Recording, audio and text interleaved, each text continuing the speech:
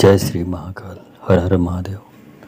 दोस्तों, आज के इस वीडियो में मैं आपको बताऊंगा कि गड़ा धन प्राप्त करने के लिए एक छोटा सा बहुत ही चमत्कारिक उपाय आपको बताने जा रहा हूं। इस छोटे से जड़ को यदि आप अपने सोने वाले बिस्तर के नीचे में, सिरहाने के नीचे में दबा कर आप सो जाते हैं तो आपको गड़े हुए धन का एक्चुअल पता, एग्जैक्ट लोकेशन आपको मालूम पड़ जाएगा कि वो गड़ा हुआ धन कहाँ पर है।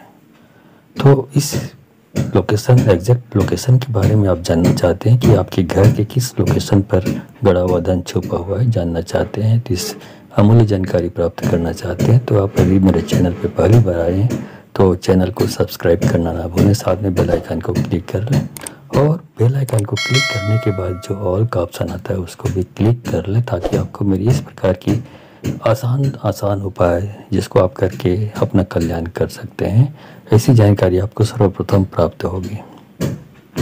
दोस्तों, पहले के ज़माने में क्या है कि पहले के ज़माने में जो आजकल जैसे बैंक होते हैं वैसे बैंक नहीं होता था, इसलिए लोग चोर डाकुओं से अपने जायदाद या संपत्ति या रुपये पैसों को बचाने के लिए उसको एक प्रकार की हंडी या हंडा या एक बहुत सारे जो बर्तन होते थे अपने घर में, उस बर्तन के अंदर डालकर उसको ज़मीन में गाड़ दिया करते थे ताकि इन वक्त में चोर डाकुओं का डर न रहे और इसीलिए उसको ज़मीन में गाड़ कर रख देते थे।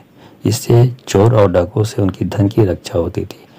इसी वक्त में जो गाड़ने वाला व्यक्ति है, ज़मीन में गाड़ने वाला व्यक्ति है, उसकी मृत्यु हो जाती है तो फिर किसी को बता नहीं पाता कि एग्जैक्ट किस लोकेशन पे उसने ज़मीन में गाड़ा हुआ है धन को, तो बगैर बताए वो मृत्यु को प्राप्त हो जाता है। इस प्रकार से वो जानकारी अज्ञात या बिल्कुल किसी को पता नहीं चलता।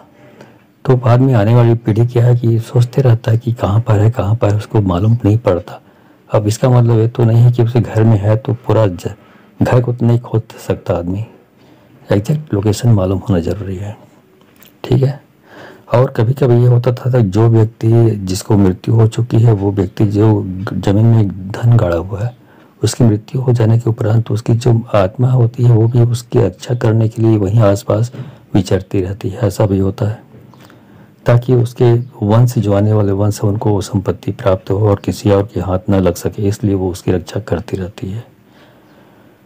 तो ऐसी स्थिति में क्या करें, कैसे एग्जैक्ट लोकेशन मालूम करें, यही विधि आपको बताने जा रहा हूँ।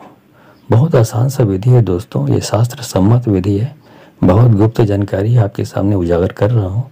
इसके लिए आपको जो अमर बेल होता है, जो खेत और खलिहानों में जो अक्सर पाया जाता है, अमर बेल एक प्रकार से पूरा बेल ही होता है, बहुत लंबे चौड़े आच्छादित होता है सब तरफ पूरा। इसकी एक खूबी होता है जहाँ पर ये अमर बेल होता है वो दूसरे पौधों को भी जो इस पर आश्रित होते हैं उनको भी चूस लेता है, उनके रस को चूस कर ये जिंदा रहता है।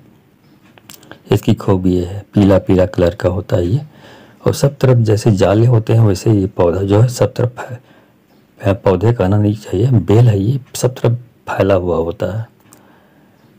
आपको डाउट किसी प्रकार का हो, एक चित्र भी यहाँ पे दूंगा कि किसको अमर बेल कहते हैं, उससे आप बिल्कुल एग्जैक्ट आप समझ जाएंगे कि अमर बेल कहते किसको हैं। क्योंकि आजकल जो गाँव और देहातों में निवास करते हो तो कुछ हद तक जान भी लेते हैं, लेकिन आजकल की जो पीढ़ियाँ हैं जो पुस्तक आधारित ज्ञान रखते हैं और जो जमीन से जुड़ी हुई जानकारी का ज्ञान का भाव है वो जान नहीं पाते, चाहे वो गांव के हो चाहे शहर के हो।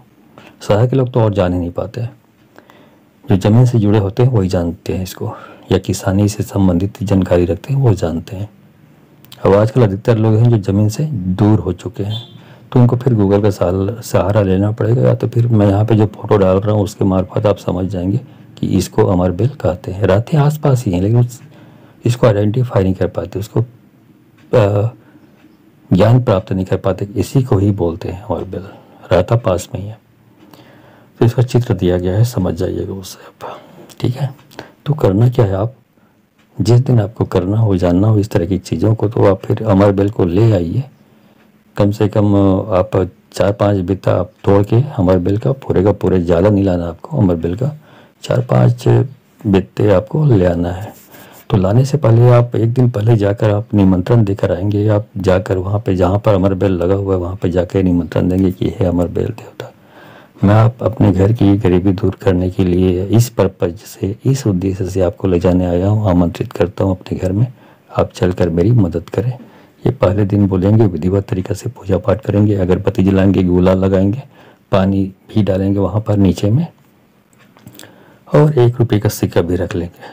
उसके बाद वापस घर आ जाइए और दूसरे दिन जाकर फिर वहाँ पे 4 बित्ता तोड़कर ले आइए आप अमर बेल की जो बेल है उसको, ठीक है, नार करना चाहिए, उसको ले आइए अपने घर में। उसके बाद उसको जब आप सोते हैं उसके नीचे में आप रख, सिरहाने के नीचे में रख दीजिए उसको और सो जाइए। 4-5 दिन लगातार यदि आप ये क्रिया करते हैं तो आपको फिर एग्जैक्ट लोकेशन जो आपके घर के आसपास जहाँ पर संपत्ति गड़ी हुई होगी, गड़ा हुआ धन होगा, उसका एग्जैक्ट लोकेशन आपको सपने में दिखाई देने लगेगा। और जब आपको बार बार एक ही एग्जैक्ट लोकेशन दिखाई देने लगे तो आप समझ जाइएगा कि इसी लोकेशन पे गड़ा हुआ धन छुपा हुआ है। तो फिर आप उसको फिर आसानी से आप निकाल सकते हैं, क्योंकि आपकी वो पैतृक संपत्ति में ही गिनती में आती है। तो आपको किसी प्रकार की वहाँ पर नुकसान पहुँचने की संभावना नहीं रहती। एक बात याद रखिए, इस प्रकार की संपत्ति यदि आपको प्राप्त हो जाती है, उसका 1/4 हिस्सा आपको जन कल्याणकारी कार्यों में या निराश्रित, बेसहारा, अपंग, अपाहिज लोगों की सेवा में आपको खर्च कर देनी है। पूरे का पूरी संपत्ति को आपको हथियाने का प्रयास नहीं करना है, तो ये आपको बहुत फल देगा, शुभ फल देगा। लेकिन यदि आप 1/4 हिस्सा खर्च नहीं करते हैं, उसको भी रख लेते हैं, तो आपको फल के बदले में, शुभ फल के बदले में अशुभ फल प्रदान करने लगता है, अहित होने लगता है, आपका बहुत नुकसान होने लगता है। तो इस प्रकार की क्रिया ना करें, 1/4 हिस्सा बिल्कुल दान करें और सही व्यक्ति को दान करें, ठीक है। तो आज के लिए बस इतना ही।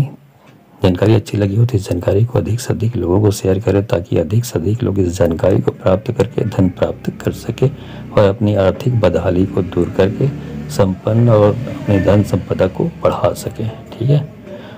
तो आज के लिए बस इतना ही। मिलता हूँ अगले वीडियो में, तब तक के लिए धन्यवाद। जय श्री महाकाल, हर हर महादेव।